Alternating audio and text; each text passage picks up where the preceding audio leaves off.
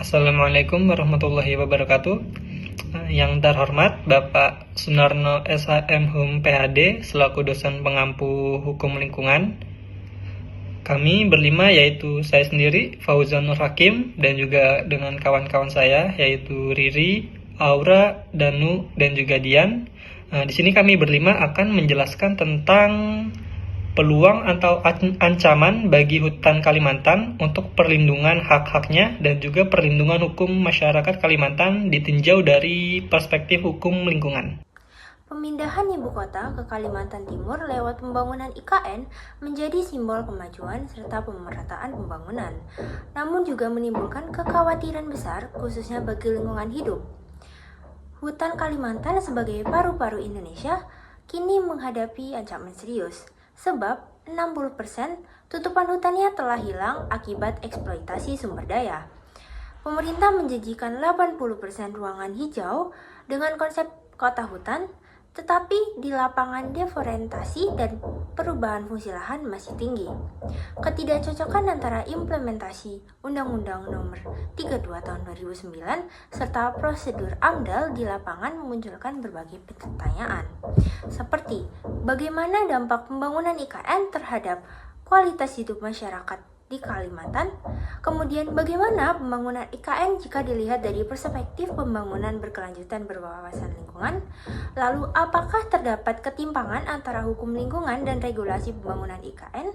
Serta apakah IKN benar-benar menjadi solusi atau justru ancaman baru bagi berkelanjutan hidup serta perlindungan masyarakat adat di sekitarnya? Pembangunan IKN terhadap masyarakat dan lingkungan.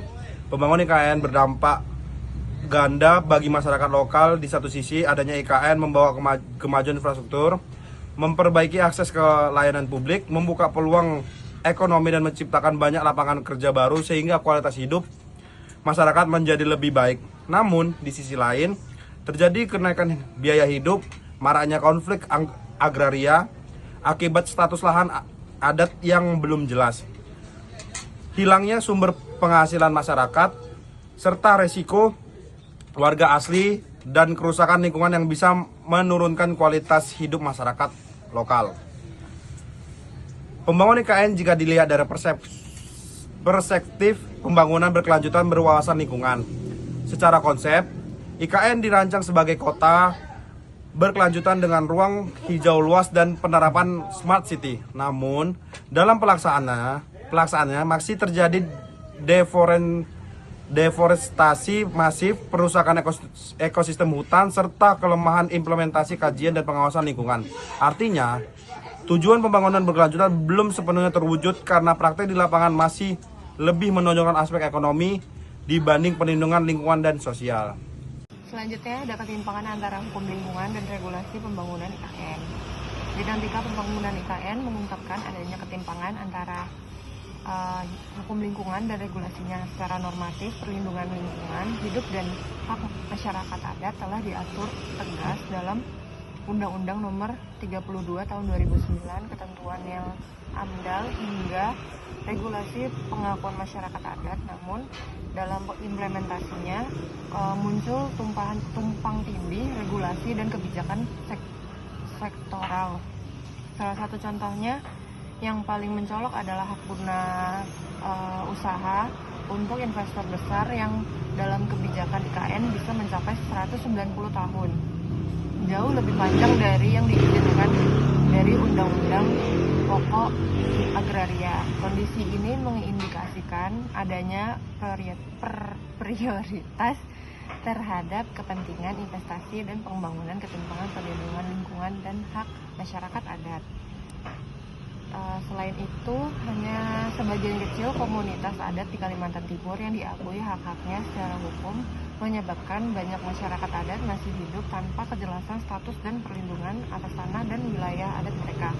Minimnya pelibatan masyarakat lokal dalam proses penyusunan AMDAL, KLHS, dan pengambilan keputusan strategis menambah ketidaksesuaian antara prinsip hukum lingkungan dan pelaksanaan kebijakan pembangunan IKN. IKN menjadi solusi atau ancaman bagi keberlanjutan lingkungan serta perlindungan masyarakat adat di sekitarnya. Pembangunan IKN membawa aspirasi besar untuk menyelesaikan berbagai masalah perkotaan di Jakarta dan menciptakan pusat pertumbuhan yang baru yang canggih, inklusif, serta membentangkan peluang pemerataan pembangunan. Namun realitas di lapangan menunjukkan bahwa proyek ini membuat resiko besar terhadap kelestarian lingkungan dan ekosistem masyarakat adat. Di satu sisi, IKN menjadi solusi strategis melalui pembangunan infrastruktur modern, digitalitas layanan publik, distribusi ekonomi lintas wilayah, dan peluang kerja. Di sisi lain, masifnya konservasi lahan hutan meningkatkan biaya hidup eksklusif masyarakat lokal dari manfaat ekonomi dan lembah perlindungan hukum di komunitas adat menjadikan IKN ancaman nyata terhadap keberlanjutan ekosistem dan keadilan sosial. Kesimpulan, pembangunan Ibu Kota Nusantara atau IKN di Kalimantan Timur membawa harapan besar bagi pemerataan pembangunan dan pertumbuhan ekonomi di luar Pulau Jawa, serta membuka peluang perbaikan infrastruktur pelayanan publik dan ekonomi masyarakat setempat. Namun di balik ambisi tersebut, pembangunan IKN juga menimbulkan sejumlah dampak negatif yang serius seperti deforestasi skala besar, kerusakan ekosistem, hilangnya ruang hidup dan sumber penghidupan masyarakat adat, serta peningkatan konflik agraria akibat belum jelasnya perlindungan hak atas tanah adat. Meskipun secara regulasi perlindungan lingkungan adalah hak-hak masyarakat adat sudah cukup jelas, implementasinya di lapangan masih lemah dan seringkali tidak berjalan konsisten. Dengan demikian, keberhasilan IKN sebagai solusi hanya dapat diraih jika konsisten. Dengan demikian, keberhasilan IKN sebagai solusi hanya dapat diraih jika prinsip pembangunan keberlanjutan benar-benar ditegakkan, hukum lingkungan dijalankan secara efektif, serta hak dan partisipasi masyarakat, khususnya masyarakat adat, benar-benar dijamin dalam setiap tahap pelaksanaan pembangunan. Baik, sekian presentasi dari kelompok kami, kurang lebihnya mohon maaf. Wassalamualaikum warahmatullahi wabarakatuh.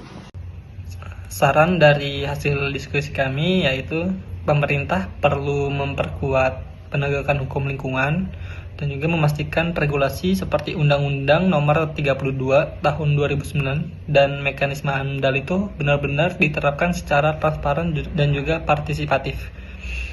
Pengawasan alih fungsi lahan dan deforestasi juga harus diperketat, serta upaya serius dilakukan untuk meminimalisir dampak negatif terhadap ekosistem hutan dan keanekaragaman yang hayati di Kalimantan. Penting juga dilakukan pemetaan serta perlindungan hak masyarakat adat melalui pengakuan formal dan pelibatan aktif mereka dalam setiap tahap perencanaan dan pelaksanaan pembangunan. Selain itu, pemerintah dan investor juga harus menjaga stabilitas harga tanah dan kebutuhan pokok agar tidak menyusahkan masyarakat lokal di sana. Yang akhirnya segala potensi konflik agraria itu perlu dikelola dengan baik, dengan dialog terbuka dan solusi yang adil, agar pembangunan IKN juga benar-benar bermanfaat dan inklusif dan juga berkelanjutan bagi seluruh lapisan masyarakat di Kalimantan. Sekian dari kami. Apabila ada perkataan yang tidak mengenakan untuk para audiens, mohon dimaafkan. Sekian, assalamualaikum warahmatullahi wabarakatuh.